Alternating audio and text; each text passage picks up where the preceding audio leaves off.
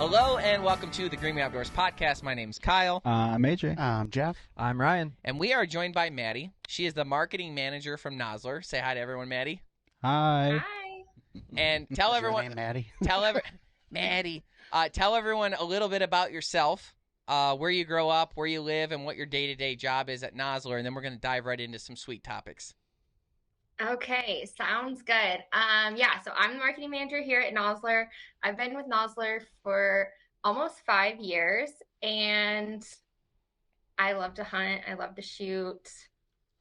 I live on a ranch with my husband here in Central Oregon. I grew up hunting in Northwest Oregon, which is about 4 hours from here, but really my whole life has been surrounded by hunting and horses and sports.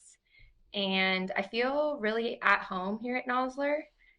And yeah, I don't know what else you want me to say about myself. That's a good description. Good. So I know you guys are on a ranch. What do you raise? What do you do? Yeah, so we run cattle on 12,000 acres. They're not our own cattle, but what we do is we lease the grazing land. So we manage all the cattle from May to October, November. It kind of depends on the weather and when the snow hits, but we manage all of the cattle. So we have about 8 to 10 different parties that graze on our land in the summertime. So we're moving cows to different pasture to make sure they have feed. We're checking water. We're fixing fence. We're really like taking care of the land and cattle while they're there in the summertime. And then in the winter, we have a little break. But I do my job here at Nosler, and then I kind of help my husband as I can through the summer. Yeah, so nice. You guys are like elaborate babysitters that take care of the kids at home. Yeah. It's actually you got to feed them and walk them and whatnot. Because we just have our horses throughout the winter, it's much easier to take care of, just a few animals in the winter, especially here because it gets cold. So we're not having to feed cattle or calve throughout the winter, which is really nice. I feel like we get kind of the best of it in the summer, and then all the cattle leave and we have an off season. But I really love the ranching lifestyle. I grew up showing horses, but I didn't grow up around cattle or ranching. So this was new to me as of about 5-6 years ago, but I really, really love the lifestyle. That's awesome. And then the rest of your time is split hunting. And what did you grow up hunting, and how different was it 4.5 hours from where you are now?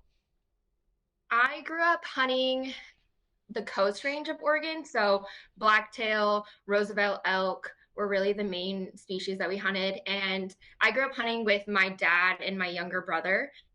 And it was a lot different in the fact that I feel like my dad was just, I don't know how to explain it. He was like a very good hunter, but hunts a little different than I see myself hunting now. Like we would go and we would look for sign and we'd be very quiet in the woods. And he was a very ethical hunter, and he passed that on to me for sure. Sure. But as I've gotten older, I've kind of branched into this own style of hunting where fireworks and stuff. No, just kidding. He's very ethical.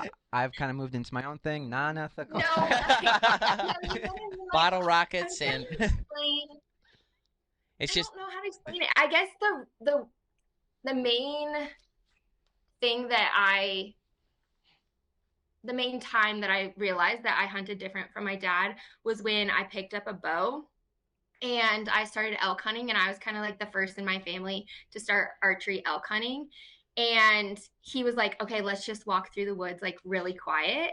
And I was like, wait, that's not how you do it. You call the elk into you. And so I feel like over the last 10 years of like my adult life, me and my dad's hunting styles have kind of meshed together to where we both have learned and grown. Yeah. And kind of one example of that too is this last fall, my dad and I both drew a premium antelope unit here in Oregon. I waited 16 years to draw it, and my dad happened to draw it at the same time. And he had hunted this unit before. So he went to a spot where he was familiar with. And me and my husband, we were like covering tons and tons of miles. Like we were covering over 100 miles a day. And he was like, they Looking ought to for be, antelope. they ought to be right here. Yeah, He and said he they kept oughta- going back to the same spot.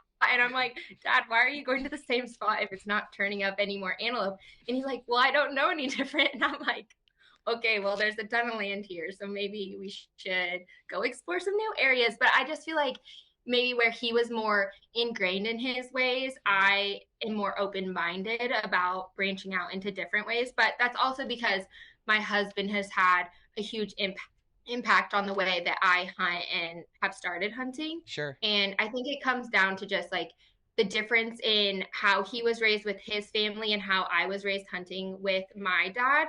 And now I'm getting to see more opportunities in the woods too. And thanks to Nosler, I've gotten to go on some really cool hunts with Nosler. But I think just more opportunities, and yeah, I've kind of found my own Groove. hunting. Yeah. I don't know how unique that actually is, because if you were to sit here, I mean, I know for you, Ryan, specifically, the differences you've seen growing up, even how to train your dogs for bird hunting. Yeah.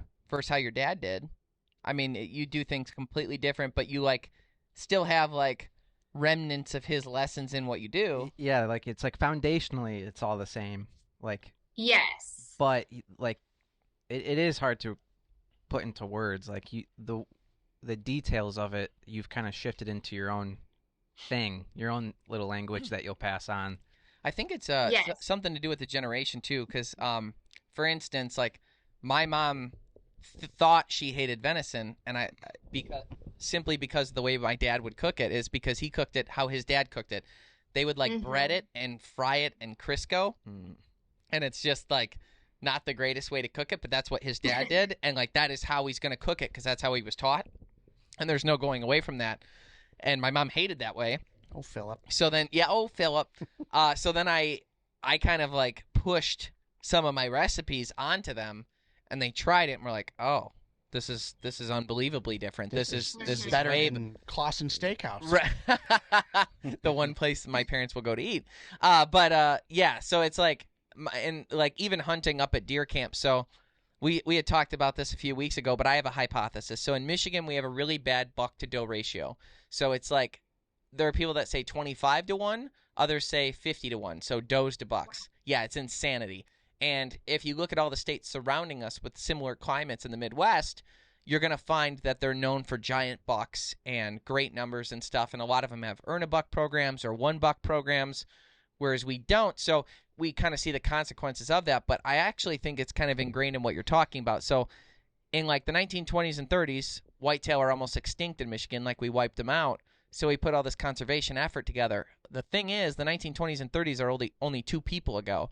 So if they had a kid, which would be like our parents' age in the 1960s or whatever, they're born being trained that you never ever shoot does because you want does to survive, to reproduce, because that's what they did in the 1920s, 30s, 40s to bring the numbers back up.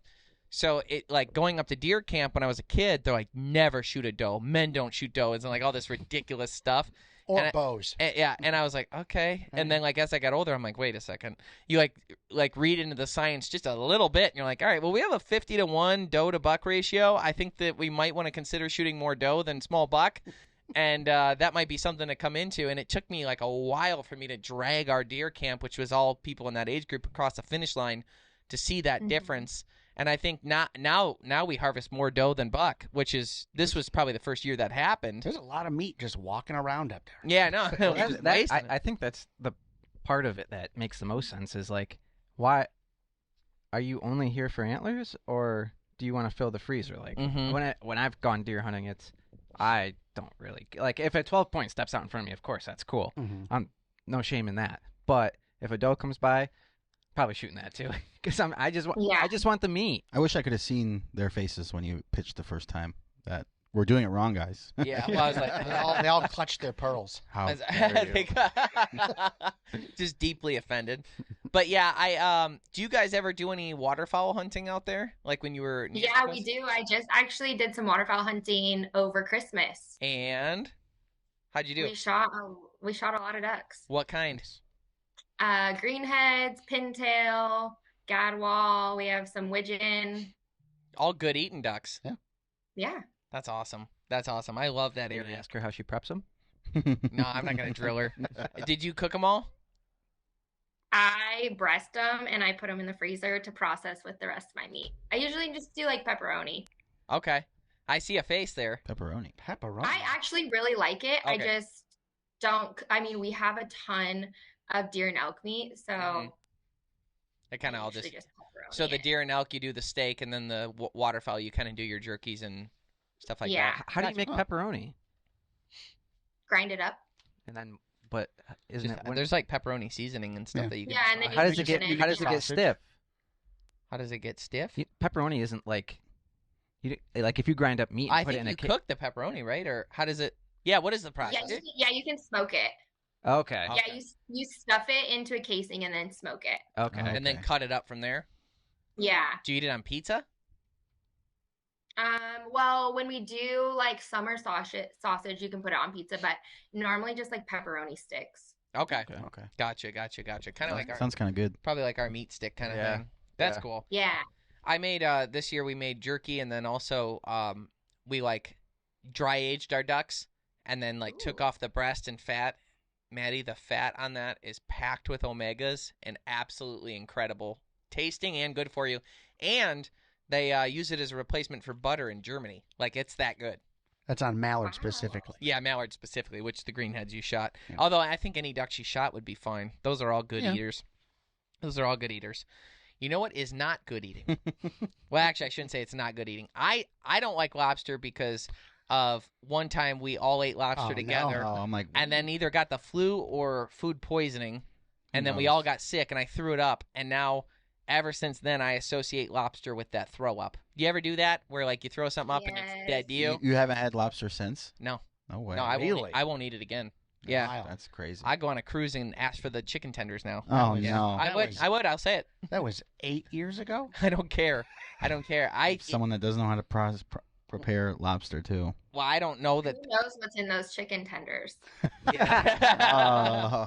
Not throw up though. Pink goo. Yeah, the pink goo. I like the chicken nuggets better when they were made out of liquid. Yep. Yeah, Back when Mhm. make yeah. that, those were the good old Slime. days. Good old days. It's BK But, ones. but anyhow, I'm gonna play this video for you guys. I think Maddie has already seen it, but this is a little thing that I saw, and it reminded me of the fact that when we were in Massachusetts, and lobster was like the big thing. So listen, watch this, and it'll be on the screen for the viewers.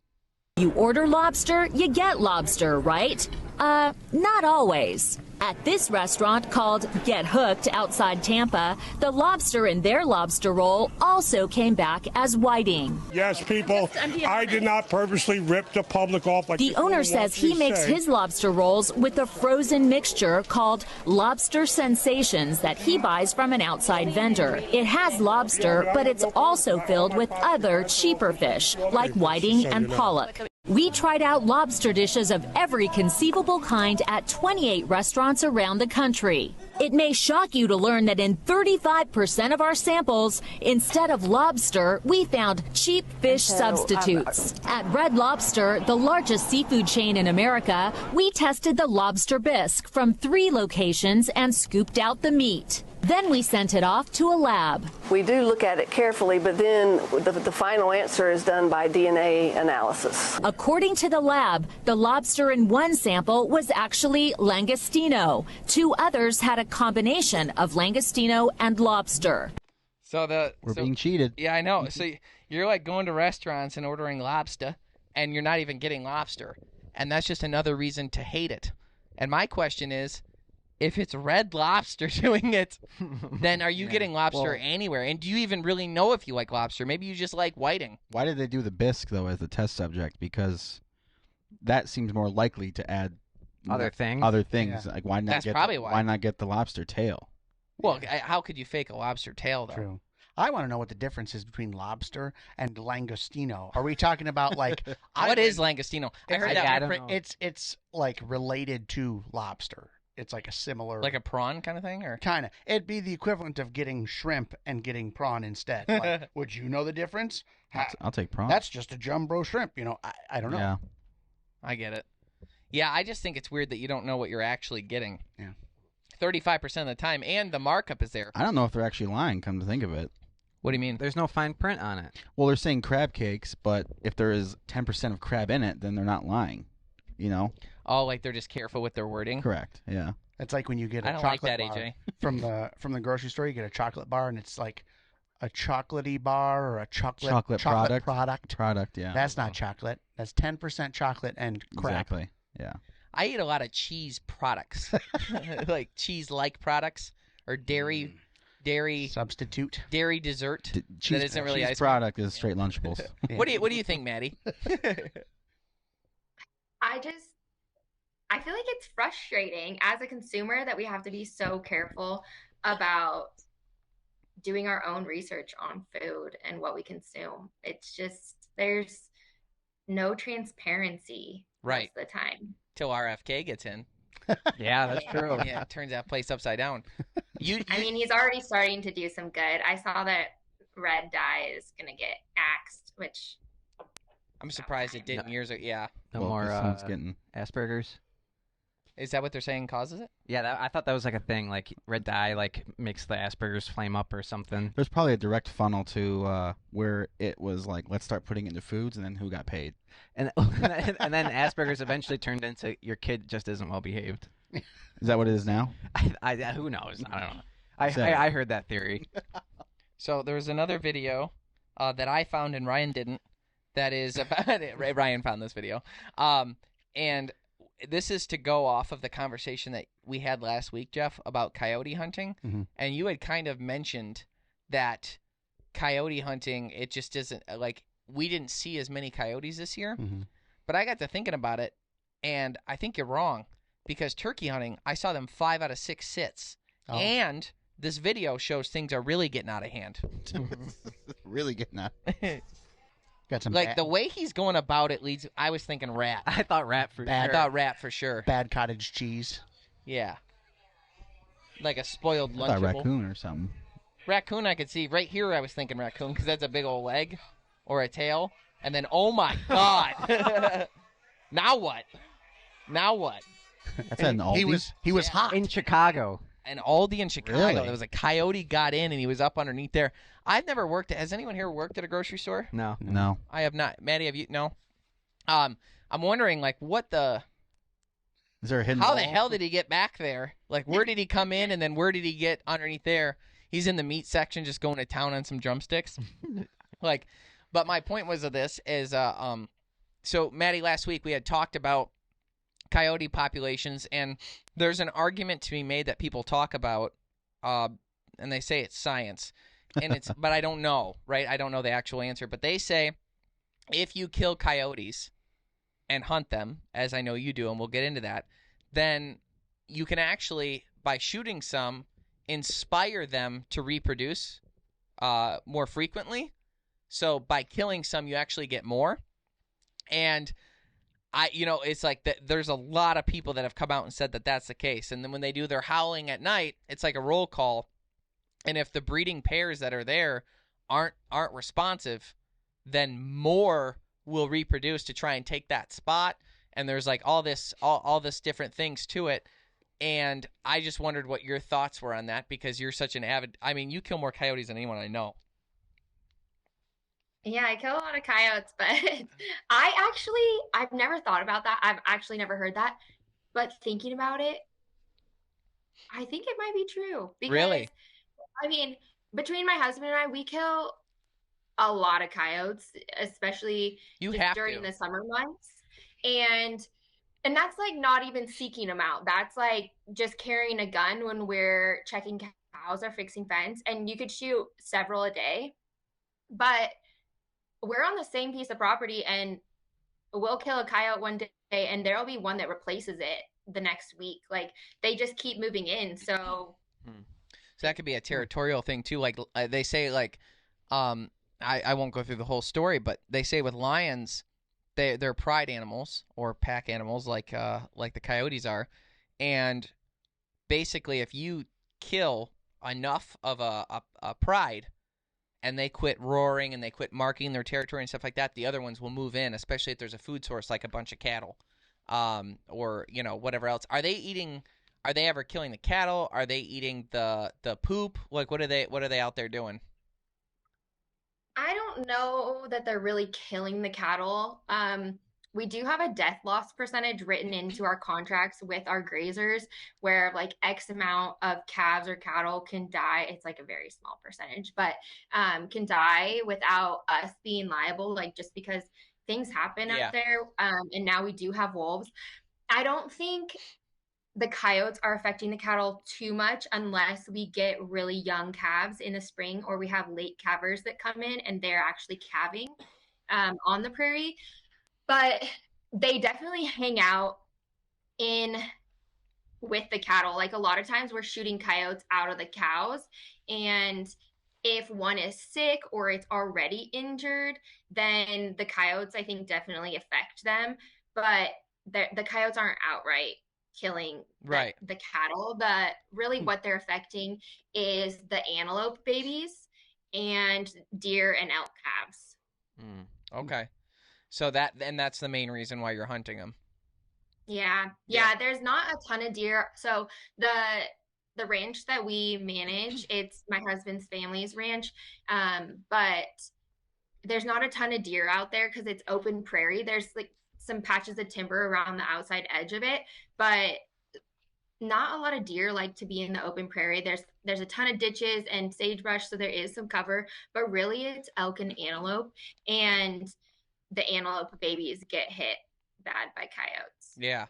How is the antelope hunting? Like, do you guys have like a good season, or like do you have to get a tag? Is it tough? Yeah, there is some good antelope hunting out there. I get an LOP doe tag every year, and it's about the highlight of my year. I have shot 2 does out there, and I just really enjoy it. It's really low pressure, and it's just kind of a fun hunt. But there's good population, lots of does, and some really good bucks out there. What is the gun that you carry with you? Caliber, type, scope, and everything like that when you've got one around with you on the ranch for coyotes? I take a 6 Creedmoor. It's loaded with 95 grain Nosler ballistic tips, and it has, what are the other things? I know. I'm shooting suppressed. Yeah. I always shoot suppressed. And do you have I think it's a 10-mile scope you have. Yes. Yeah. Sorry, not that I'm stalking. It's just I see she posted a gun. It was cool. I thought I was giving her a chance. Talk about it. Yeah, that's my favorite gun. Yeah, she has a Trijicon 10-mile scope, which I know is not an inexpensive scope. That's a good one. It's a good one. Yeah. So the 6mm, it's 95 grain. What is the speed on those? I'm shooting about 3,200 feet per second. Okay. And you're using the 95 grain Nosler ballistic tips. So are you loading them yourself? It depends. I've loaded some myself, or my husband's loaded them for me. And then I think right now, the last time I shot it, I had it dialed with just the factory round. The factory shoots really good out of that gun. Okay. Are you loading them at work or home? At home. Yeah, that's ready. So you just take you take your work home with you for that. It seems like conveniently. Yeah.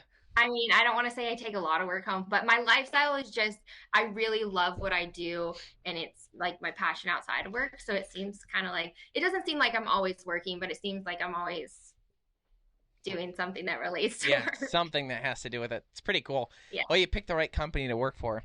Yeah. I always say, like, Nosler to me is like the Ferrari of ammunition. And that's what I would want to work with. I wouldn't want to work with the cheap ones just to get the cost down and everything like that. I would want to work with the best. And they've established that name a lot over time, and we've had nothing but great success with it. Yeah. Mm-hmm. How did you originally get started with Nosler? So I moved over here to be with my husband, and I was previously working for a company called Wilco, which is a chain farm store in the Northwest here, and I was doing all of their new store grand openings, and it was right during COVID. I had started working remote, and then I just decided that that's not really what I wanted to do, so I actually quit without a a plan, which Oh, is wow. not really like me. I'm very much a planner. And I ended up working on my husband's, their ranch that summer and looking for a job. I was like, I'm not just gonna get any job. I'm gonna get a job that I'm really interested in. And most things I would say like I'm qualified for in a sense. So I have my master's. So I was looking for a good job out of college. And he was like, oh, well, Nosler is in Bend. Why don't you see if they have anything open? And I looked and all they had was accounts receivable. And I had a little accounting experience just from getting my MBA and having to take all the finance and accounting courses too. And so I was like, okay, I'll apply for it. And I ended up getting the job. And I was in accounts receivable for about 6 months before our VP of sales and marketing was like, what are you doing in accounting? And I was like, well, I don't know. I just had to get my foot in the door. Like, and I don't know. What do you want to do about it? They ended up creating a position for me in marketing. And I've slowly just worked my way up. But I'm actually so thankful that I started in accounting because it gave me a lot of insight into the business as a whole and a lot of our large customers and really just that back end experience that I've taken into marketing. And it's been super helpful. Yeah, it makes you appreciate everything a little bit more too, like doing another job. And not necessarily that it was lower or below what you're doing now, but also just the fact that it's like different departments and how the company runs. And accounting is our accounting team, we work very closely with them anyway, so it's really good to know, what that job entails and what they need from us and expect from us. And it's really helpful to have that relationship. That's awesome. This past weekend I went ice fishing for the first time in almost 3 years. Because do you guys do ice fishing there? Because I know it gets no. It gets cold. I would think. Like, does it get cold enough for ice? Oh yeah, definitely. Just not your thing. Well, I don't know. I've never done it. I don't know if people here do it. So oh my so gosh. You guys have ice, but you don't go ice fishing. That's interesting. Yeah, and not only that, she's looking at us like we're like got three like eyes. crazy. I'm trying to think. Like people. I guess I don't. Maddie, it's the best. I've never heard of anyone. It's really fun. So we have the way that we go in Michigan is like you got to have at least 4 inches of clear good ice to go. That doesn't sound like a lot, but it is. But typically once we get ice, we either get 8 inches or no inches. It's like one or the other with us. So right now it was over 6 inches. Was it? Yeah, it was. Okay. But you go out, you drill holes, obviously, and if you get a good lake where the water's clear, you like put your shanty over it, you put a heater on, you'll be in a t-shirt.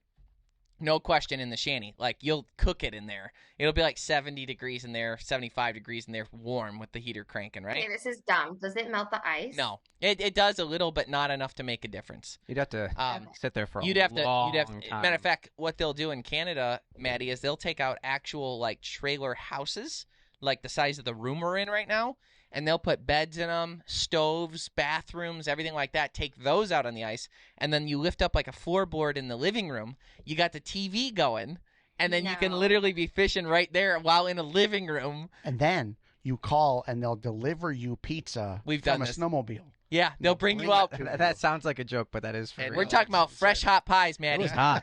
It was hot. Oh, it was. Gosh, It was. it's so cool. So anyhow, here in Michigan, we'll cut the holes and stuff, and a lot of the lakes we fish in, you'll be able to see. We also have underwater cameras that we put down, so you can literally see your bait. And, like, it is so cool to be looking down and see the fish come in and look at the bait and back away and, like, think about what they're going to do, and then finally bite, and you set the hook, and you pull it up. And then we run something called tip-ups, which, so we'll be, like, you'll be jigging for your panfish, which are, like, your bluegills, your brim, your sunfish, stuff like crappie, perch, things like that. You'll use, like, little tiny hooks with little baits to do that, and that's like what you're doing. And then outside the shanty, you'll have tip-ups, and they're like the circle device that sits over the hole, and you put a big minnow on and you put it down. When a fish comes and takes it, he'll take the minnow, swim away with it, and it'll cause a flag to go up, and this thing will spin, and you put bells on them and stuff, and like, so every minute or so you're looking out the window to see if there's any flags up, and if there is, you yell flag, and everyone goes berserk, running out of the shanty, tripping over each other to get out there, and then hopefully you'll be getting like a huge northern pike, and like we've got them close to 40 inches here before, big toothy monsters, which is really fun. So, yeah, it's a blast. You're hanging out inside, you're watching TV. We've got cots and stuff and floors that you put down, and like you can literally like sleep out overnight. Ryan's got a diesel heater that like pumps heat into the thing. It's amazing. It's so fun. Cool. It's so fun. Yeah, if you come for the deer hunt and we time it right, you might be able to do both. Cuz it's pretty cool. And it's fishing in an aquarium. Yeah, it's so, and we also have spearing. So pike and perch spearing, where you can literally look down and use like this giant pitchfork thing, and like when the fish comes in, it's kind of like the claw machine game where you try and set it over them, and you like throw it down and try and hit them with it, and then it spears them, and then you pull them up that way. That's pretty fun too. And the meat on all of them is like, the ice fishing fish are the best eating fish that we really have. Mm-hmm. I would say. Yeah, the meat's nice and firm. She goes, no, thank you. Oh, jeez. No, she goes, that doesn't sound like that much fun. I'll time it, sure. Yeah, I'll work that out, she said. No, you won't be. No, it does sound fun. I would love to do it. You won't be cold. People always think cold. You won't be. Okay. So anyhow, we went out this past weekend for the first time in a couple of years because we haven't had ice. The last 2 years have been abnormally warm. We haven't had the ice to do it. I had trouble finding bluegills and crappie and stuff. I think we got like 4. So it was like slow in that regard. The tip-ups were going crazy. We had 13 flags and caught 10 fish on 13 flags. All bass? Every one of them was a bass. Jeez. One weird story real quick, because I didn't tell anyone this yet. While we were out there, we had a flag that like froze down so that when the thing spun, the flag didn't get released. So when I went to move it, I was like, oh, shit, because I see this flag like this. No. I'm like, oh, no. It's the green one we have trouble with. We got to just throw it away. Yeah. It's done. It's over. We can buy more. What is our problem? Why are we so cheap? So then I go there and I lift up, and all the line is out. It's just tied to the plastic thing now. I'm like, okay. So I grab the line, and I'm going like this. It's the one you set up for walleye. So it's only got a 6-pound leader on it with a tiny little treble hook. Mm-hmm. Dude, I set the hook. I feel huge head shakes, like 35 to 40-inch pike head shakes, just like this, and I'm like, oh my gosh. So I get so excited, and then it goes, and I forgot that it was the walleye one, and it snaps. I was like, no. So I bring it in, and try again. Do over. No, I'm sorry. It was a clean break at the end, yeah. So it was gone. But while I was out there, I'm always not that I get bored, but you're always like looking at little funny videos. So this video. This is a fishing hack I saw on TikTok, which by the time you see this, TikTok may or may not even exist. But this video right here. Clear jar, load it up with shiners, put it on a rope, and lower it down. And they claimed that the bass would come around to look at the minnows, and then they would simply fish for the bass. So I thought I would try it myself. I took this jar, drilled some holes in it, filled it with minnows, including 1 goldfish just for color. Illegal. If the bass would find it that well or not. And sure enough, within about 10 minutes or so, I had the first bass come around. And it's super interesting because he wanted in there. It definitely drew him over, and then he wanted inside that jar. And I think it's interesting. It's interesting to me. I don't think you're supposed to use a goldfish. Mm-hmm. I think that's illegal, like to use goldfish for bait. And that invasive. That may be considered bait, yeah. But beyond that, it got me thinking about how good would that be for ice fishing, because here's the thing with ice fishing. Every time you put a minnow on a hook, so the spearing that we were talking about, Maddie, you can put like a big old honking minnow on. I mean like this big, like huge. So you can put a big minnow like that on. It's called a decoy, and you drop it down. The pike will come in to at least investigate, and then you throw the spear at them. But if you did but the problem is they often die and get messed up and get lethargic because they got a hook in them, and the water's cold. Instead, if you did this jar technique, they're going to stay rambunctious the whole time, and the pike can't bite. I mean, it doesn't matter that he can't get to him. It's just that he gets within range for you to throw a spear. Yeah. Mm-hmm. So I'm going to do a vlog where I make one like this, and then I'm going to go out and try it myself and see if it works, because I think it might actually be better. That is like the ultimate. If you were to do that ice fishing, that is fishing inception. You're fishing in as close as you can get to fishing in an aquarium. And for bait, you're using little fish in a little aquarium. That's funny. Inception's still one of my top 5 movies of all time. Great. Have you ever seen it, Maddie? Oh gosh. Leonardo I don't know. DiCaprio. 2010. I'm sure I've seen like the first 15 minutes before I fell asleep. Are you the Chris Nolan? She was trying to get in it by falling asleep. Hold on, this is the question though. This is the important question, especially if she comes to visit us. Are you the one that watches a movie for 15 minutes and falls asleep, and you picked the movie like a monster? Oh, you're the whole package. Okay. Yeah. I was gonna say, if she doesn't pick the movie, it's not her fault she fell asleep. But if you're dictating only 15 minutes of time that will eat up someone else's hour and a half, your husband's probably not.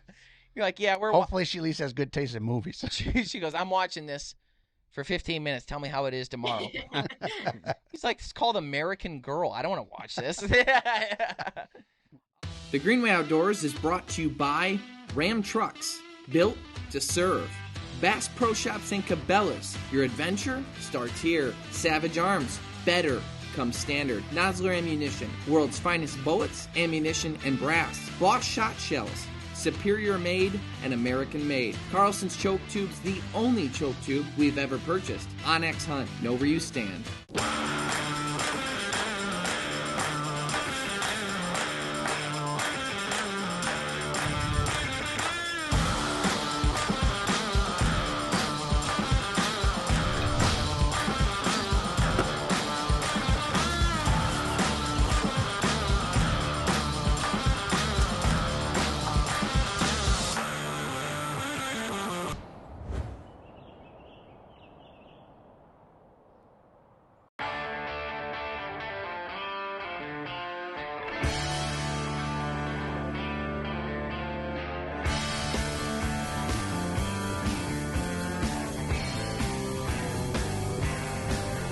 For every purpose, for every path, for every soul, for every season, there's a Ram.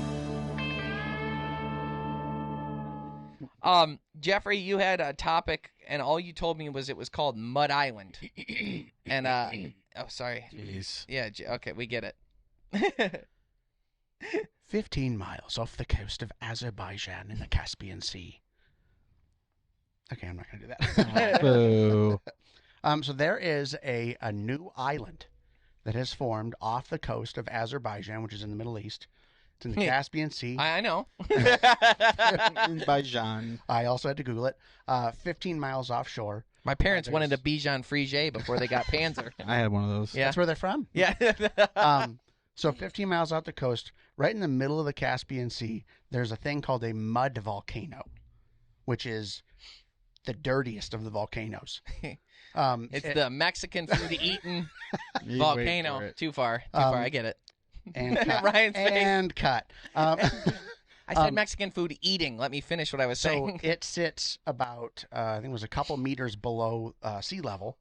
And then every once in a while, this thing explodes, but it's not lava. It's just gases under the surface that push dirt up, basically. And it makes an island. It made an island in the past year that is a 1/4 mile wide, and it sits. That's not that impressive.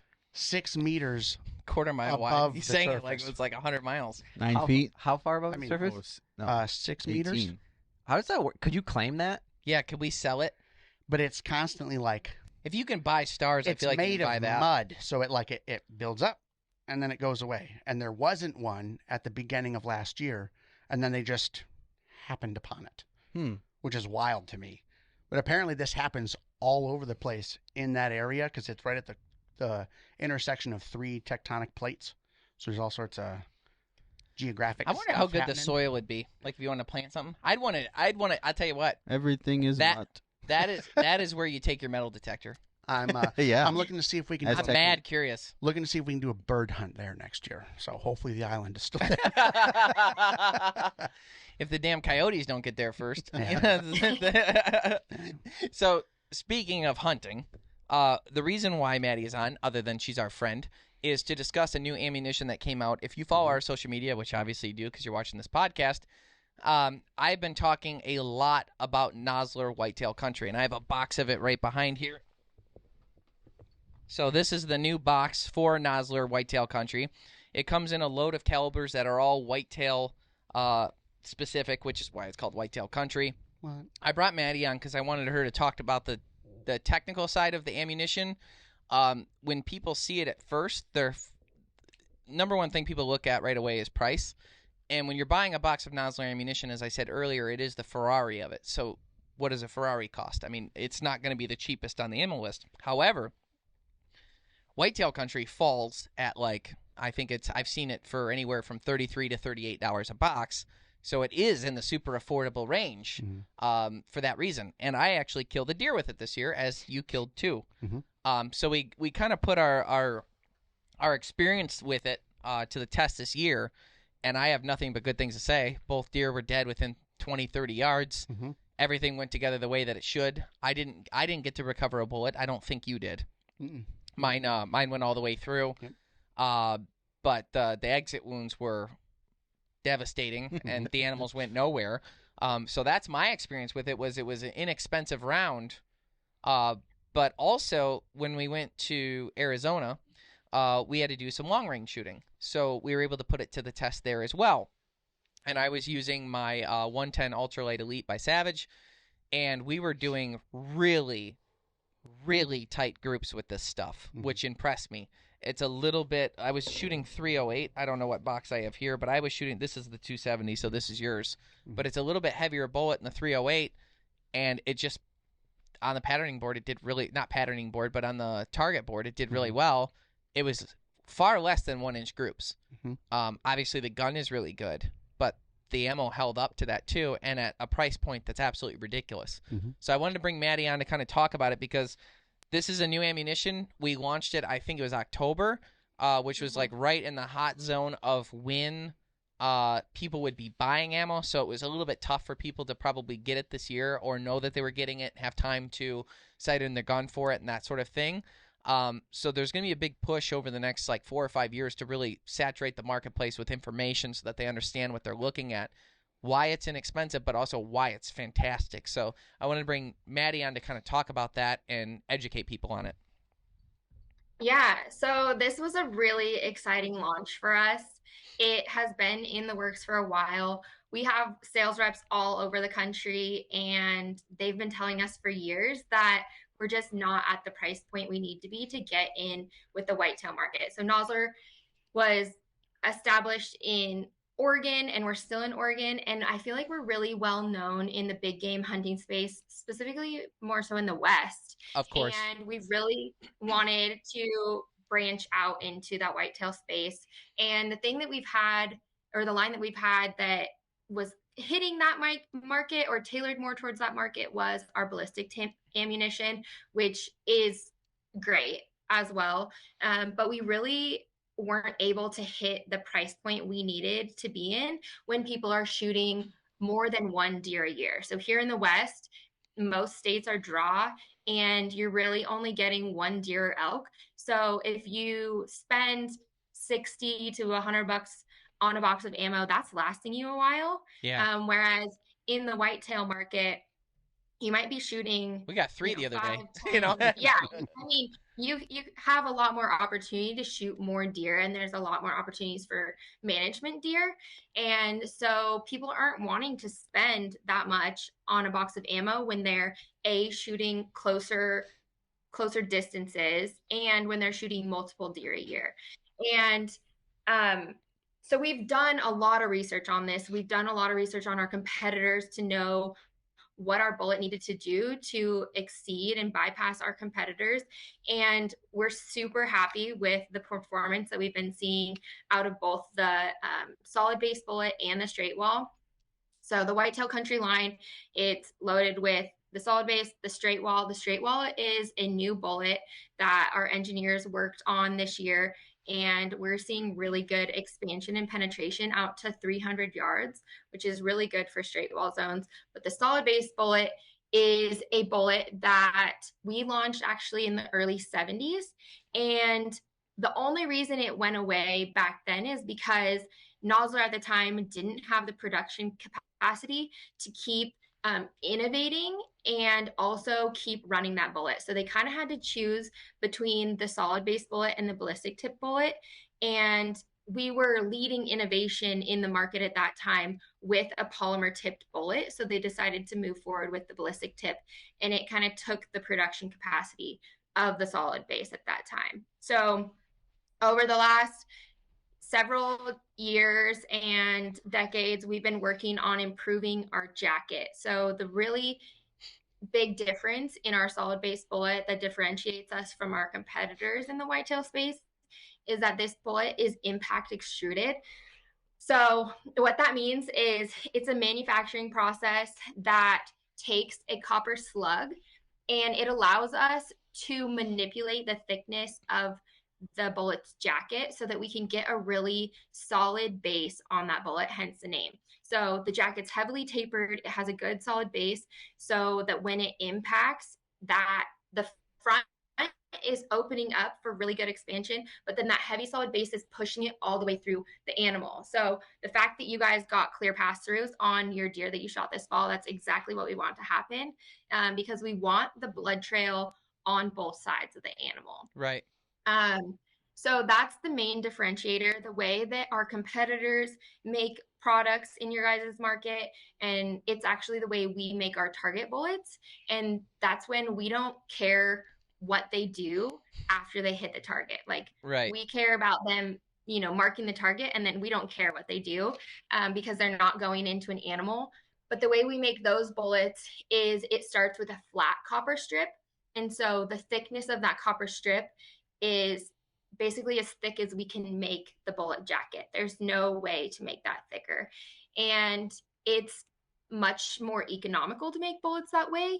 But we at Nosler don't see that as an ethical hunting bullet, even though they do the job, and we see our people having success Sometimes with competitors' bullets. Yeah, we often see that they're either not accurate or not reliable, or they don't go off. So like we always say that a click of the trigger is the loudest noise in the woods when your shot doesn't go off. And so what we wanted to do with this whitetail ammo is do an impact extruded bullet that we knew was going to work every time, was very accurate, had good penetration, and was reliable. And I think we hit all the marks with that ammunition line.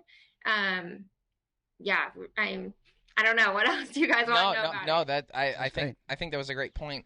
When she says straight wall, she's referring to a lot of Michiganiacs know, because from here down, we have the shotgun only zone, or which is now called just a restricted zone, which a lot of people are using the 350 Legend, 400 Legend, and 450 Bushmaster. And right now, the Whitetail Country comes in the 350 Legend. What are the calibers right now, and what do you anticipate in the future? So right now we have 6.5 Creedmoor, 270 Win, 7mm 08, 308, 30-06, 30-30, 350 Legend, and 450 or 4570. Sorry. Which should be just a straight wall cartridge. They don't let us use that in the restriction zone, because it's off by like 0.11 or something like that. It's off. Yeah, it's the stupidest thing. But you would think the 4570, with the way the bullet works, that you should be able to use that for deer, and you can't. Yeah, just in one zone. We are going to have some line extensions of our whitetail ammo. I don't know that they've solidified all of the cartridges that are going to bring onto that line, but they'll be launching this fall. And I know one for sure is the 243. I think we launched the 308 in a 165 grain bullet. I think we're going to do that one in a 150. We have some different bullet combinations and some new calibers that we're going to be introducing. Well, I think I feel a little bit better now understanding exactly the science and how you guys have done such a good job. But like I said, we shot 3 deer. They dropped.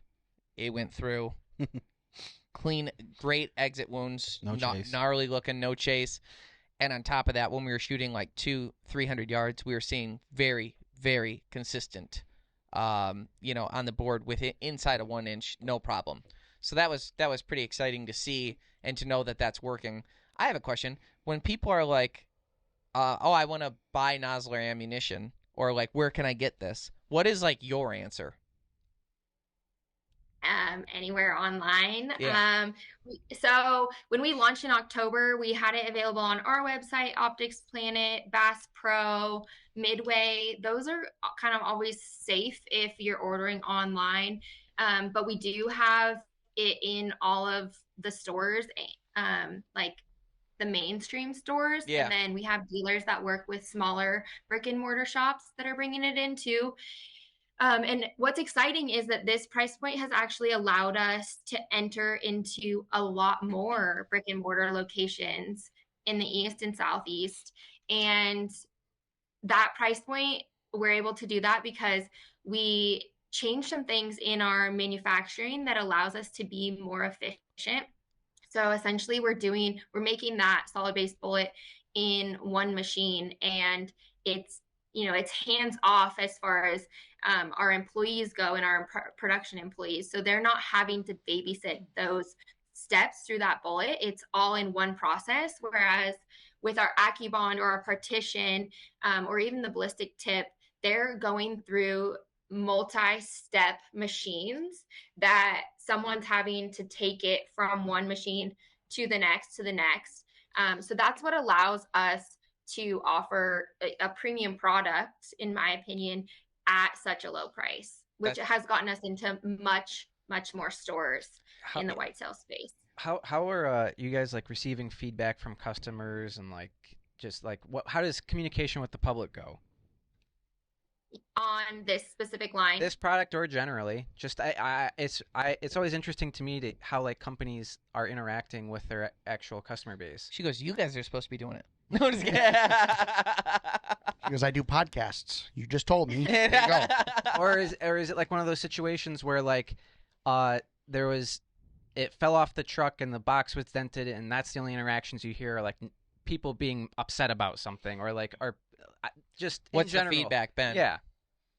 Feedback has been really good.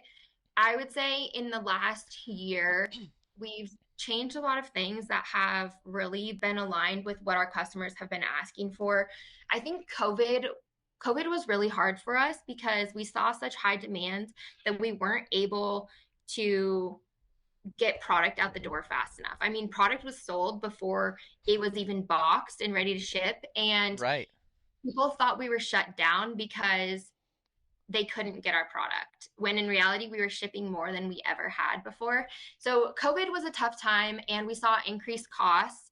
And one thing that happened was our prices skyrocketed. Like, as a premium brand, you expect our prices to be higher than our competitors, which they were, but it got to be too much. And so this last fall, we reevaluated all of our MSRP pricing, and we lowered our prices by about 25%, which has helped immensely. And that was because of customer feedback.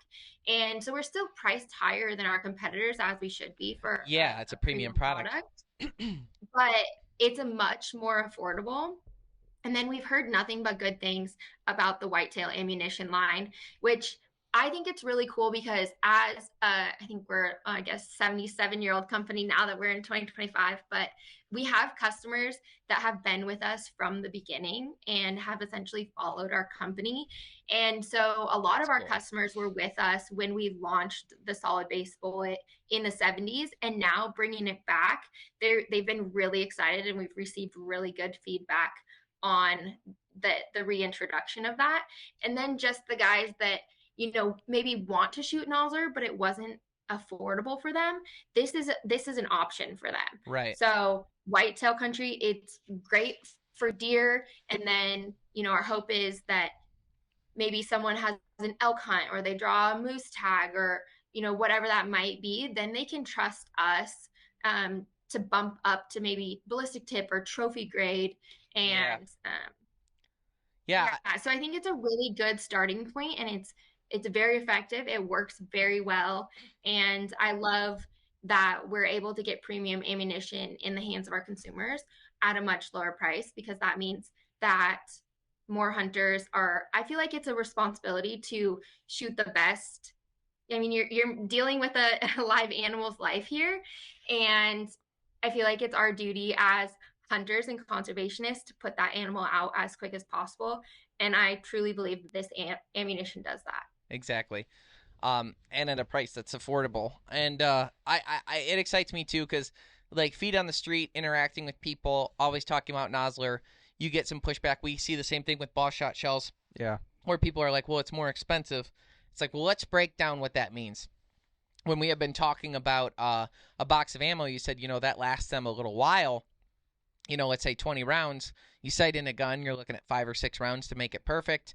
And then, you can deer hunt with that for another 6 years, 5 years, something like that. It's like the investment of buying a premium product that is going to do well in the field, I think is just more than well worth it. But this kind of just eliminates any argument whatsoever at that point. And another thing that you guys have been releasing, and I'm seeing it on a lot of people, everyone here except for Ryan. The Greenway Outdoors is brought to you by Ram Trucks, built to serve. Bass Pro Shops and Cabela's, your adventure starts here. Savage Arms, Nosler Ammunition, Bosch Shot Shells, Wilderness Athlete, fuel for the rugged, Tracker Boats, fish the finest, Eagle Fishing, designed for the savvy angler, Rufus Teague barbecues, snacks, and spices, Rectech Grills, it's more than a grill, it's a way of life, Sea-Doo, make your own waves, LEM Products, motivating people to hunt, process, and prepare their own food, Quiet Cat, the leader in electronic bikes for hunting, fishing, camping, and exploring. The Savage Model 110 with AccuFit is the only rifle fit for you, no matter who you are. Featuring 5 adjustable comb risers and 4 length of pull inserts right in the box. For predator, big game, and at long range, it's easy to get a customized fit that rises to the occasion. The Savage Model 110 with AccuFit, built to perform, fit for you. Savage, where better comes standard. Consistency. That's what you aim for with every practice shot. So when you're out in the field, you get that same consistency every shot. With Carlson's choke tubes, consistency is what you'll get. Our choke tubes are long-lasting, high quality, and made right here in the USA. Carlson's choke tubes, pattern tested, hunter approved. Find out more at choketube.com. If you want to be here, it all starts here. At Bass Pro Shops and Cabela's, we have the widest selection of the quality brands you love to get you outdoors. Whether you're a seasoned pro or just starting out, our friendly, knowledgeable outfitters will help you find the right products for your next trip. Shop with confidence with our low price guarantee. Plus, club members save even more on great gear with exclusive member pricing. Bass Pro Shops and Cabela's, voted America's best outdoor retailer. Are you anxious to get going? Knowing that the clock is ticking and time truly is the most precious commodity in the world? Then you, my friend, are in good company.